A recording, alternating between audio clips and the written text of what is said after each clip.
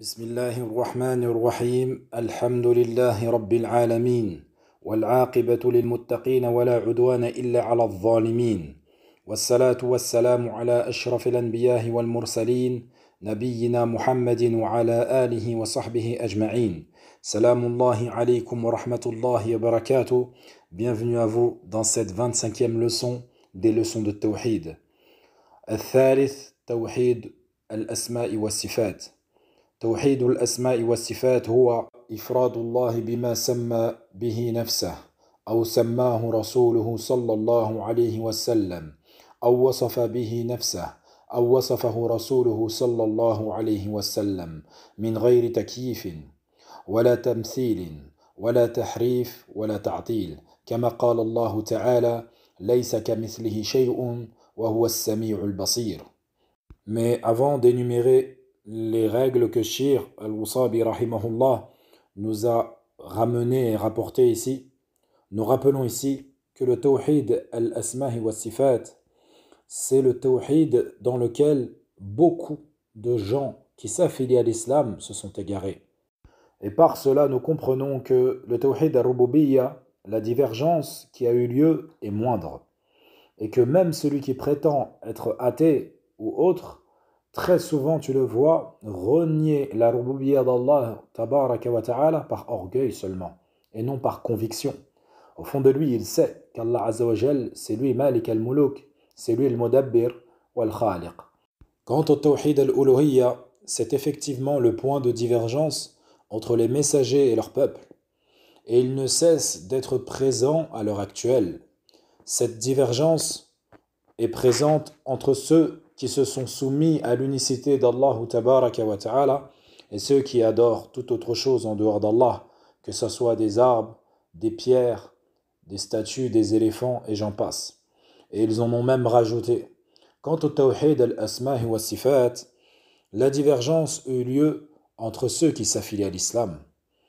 Les plus connus d'entre eux qui ont divergé et qui se sont égarés sur le sujet, ce sont les groupes d'Al-Jahmiyya, wal-Mu'tazila, wal-Asha'ira. En résumé, la divergence sur le tawhid al-rububiyya est moindre que celle sur les autres formes de tawhid. Quant à la plupart de ceux qui se sont détachés et n'ont pas voulu se soumettre au tawhid de rububiyya, de la seigneurie, c'est par arrogance et fierté et orgueil et non par conviction. Puis le tawhid al-uluhiyya, celui pour lequel Allah Azza wa Jal a envoyé ses prophètes et a descendu ses livres, et qui a été la plus grande divergence entre les prophètes messagers et leur peuple. Car na'am, avant les prophètes, ils étaient une seule et même communauté, puis est venue la divergence entre eux. Parmi eux, ils ont associé à Allah, et d'autres sont restés fidèles et soumis à Allah tabaraka wa ta'ala en l'adorant lui seul sans associé et en se désavouant de tout ce qui est adoré en dehors de lui. Et c'est à cela que Allah Azza wa Jal envoya des prophètes et fit descendre des livres.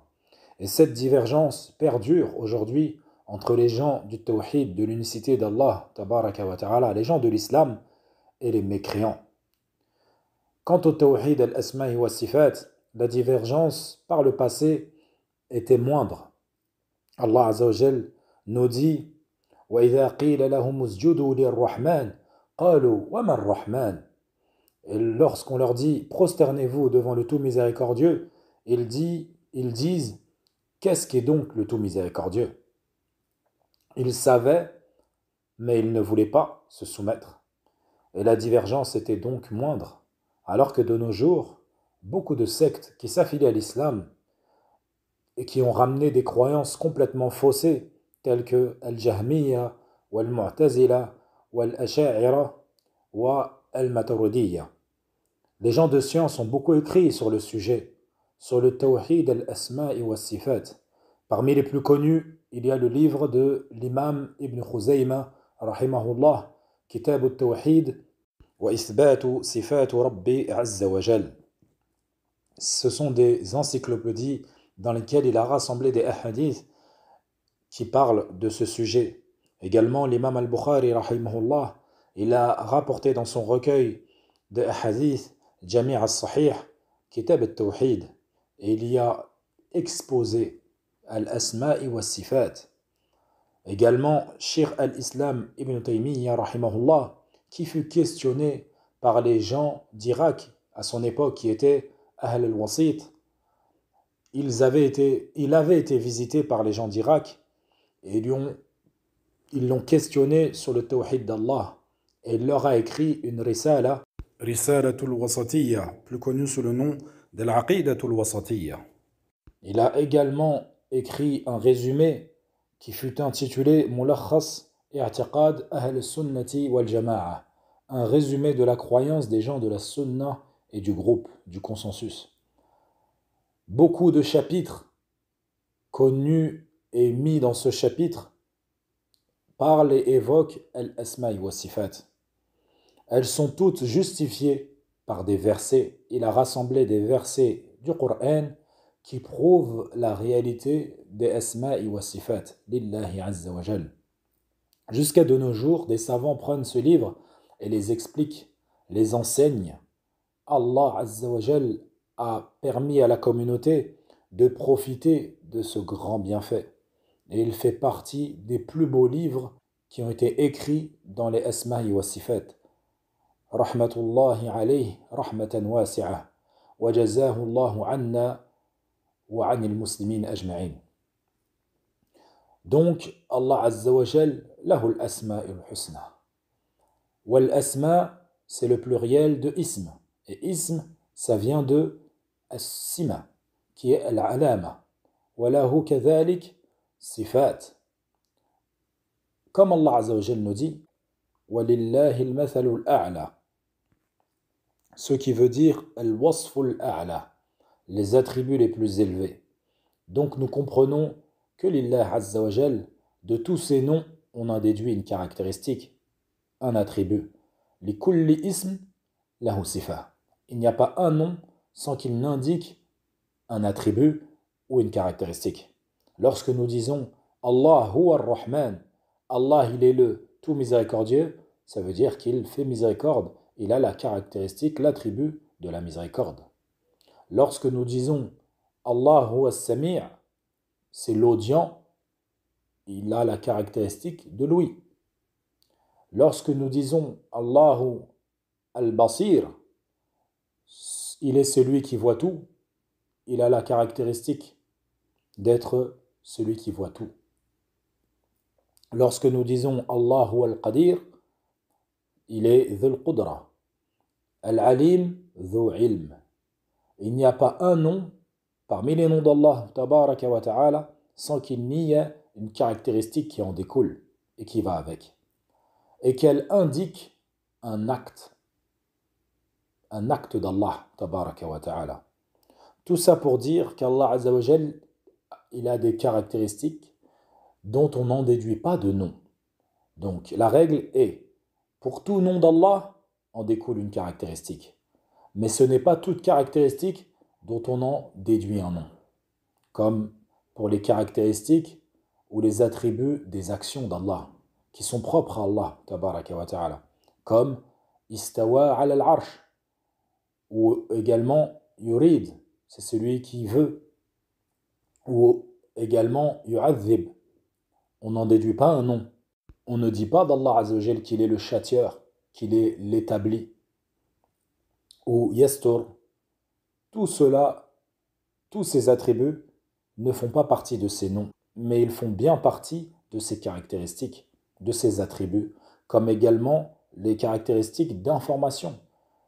On les infirme car elles nous ont été apportées dans le Coran comme information ou dans la Sunna authentique, comme également al-wajh, comme il dit Allah azza wa jal, wa yabqa wajhu rabbika dhul jalali wal ikram. Seule subsistera la face de ton Seigneur, pleine de majesté et de noblesse. Également, lahu yadan, également, yanzilu fi sama'i dunya, wa yaqul, également, wa yatakallam.